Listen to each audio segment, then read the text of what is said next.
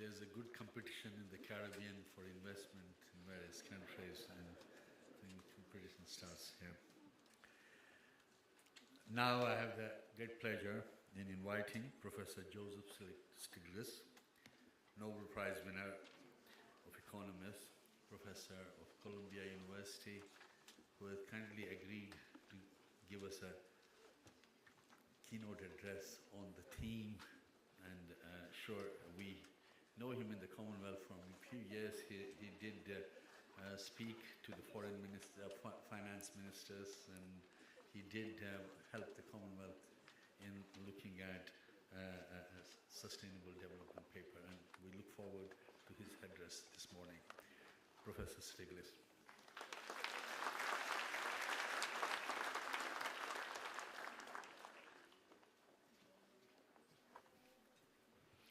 Well, it's a real pleasure to be here to share with you some thoughts about partnership for sustainable, equitable, democratic development. And as has already been emphasized, there are many dimensions to this partnership between developed and developing countries, between government, business, and civil society, or the third society. And in a short time, I can obviously only touch on a few of the dimensions of this complex subject. As has already been commented on several times, the world is going through a very severe crisis. To use a metaphor that seems particularly appropriate at this occasion, we're all in the same boat. The whole world has been affected by the crisis, a crisis that was made in the U.S., made in the USA, has been exported all over the world.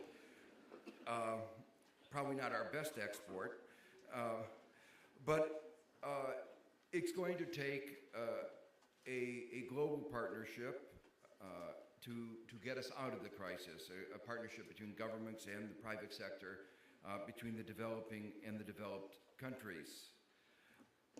As we think about that, we have no choice but to think about new frameworks for these partnerships.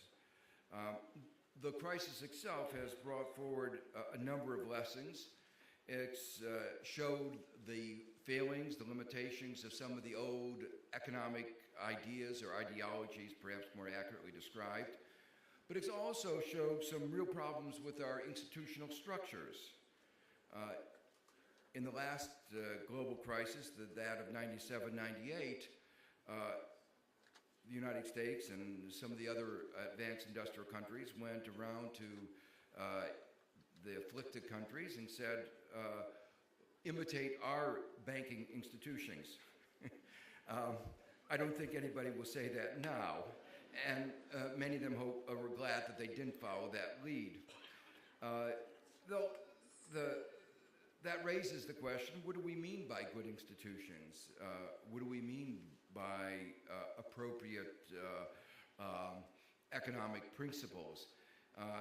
And one of the fallouts of the crisis is not only a sense of free fall of our economies, but also a sense of lack of confidence of our beliefs in what makes for a good economy. And I'm going to make some remarks about that later.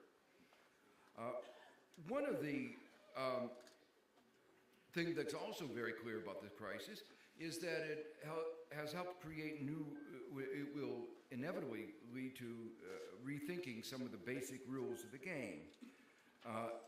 One of the successes of the crisis so far has been the fact that there has been an avoidance of the kind of protectionism that marked the Great Depression. At the same time, before we pat ourselves in the back too much, one has to remember that after the G20 meeting in Washington, there was an agreement that countries not engage in protectionism, and within a few months, 17 of the 20 countries had done so. Led, of course, by the United States with its Buy America provisions in its stimulus package. But these things are complicated. As many of you may know, the United States added to that Buy America provision a qualification that said that it would not apply to countries with whom the United States had plurilateral government procurement agreements. The United States has those agreements with the advanced industrial countries, but not with poor countries. So by putting that in, what the U.S. said is it would not buy from poor countries, only from other rich countries. It would not buy from many of the innocent victims of this Made in USA global recession. But the problems are even worse. We know the dangers that are imposed by tariffs, but subsidies create an equally unlevel playing field. And in many ways, subsidies are more unfair. Any country can impose a tariff, but only rich countries can impose subsidies. And the subsidies of the United States and Europe have reached levels that have never been seen before. Subsidies to our financial institutions, subsidies to our automobile companies, subsidies that trickle down throughout the economy.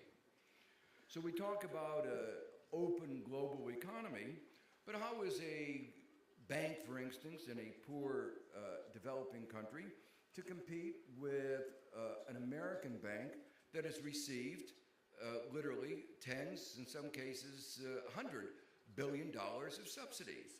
It's one thing to compete. It's difficult enough for a small bank in a poor country to compete with a mega bank from America.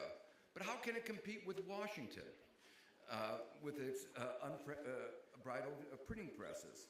So the issue is that whether we like it or not, the global economic landscape has changed in a fundamental way. And one of the implications of this is it's not just the companies, the firms, the banks that have been bailed out. We've changed the rules of the game.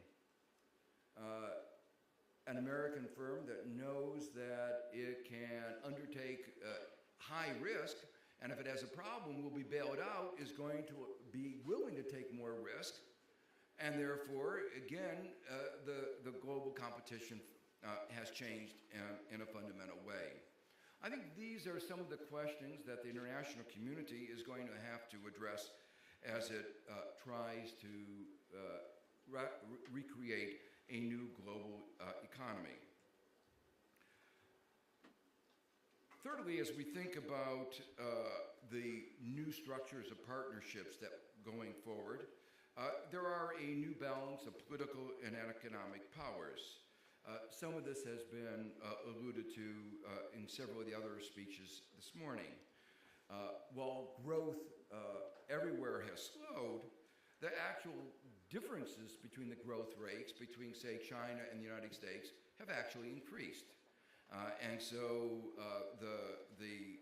while U.S. and Europe and much of the rest of the world has been negative territory, China has been growing at somewhere between 8 and 9% a year.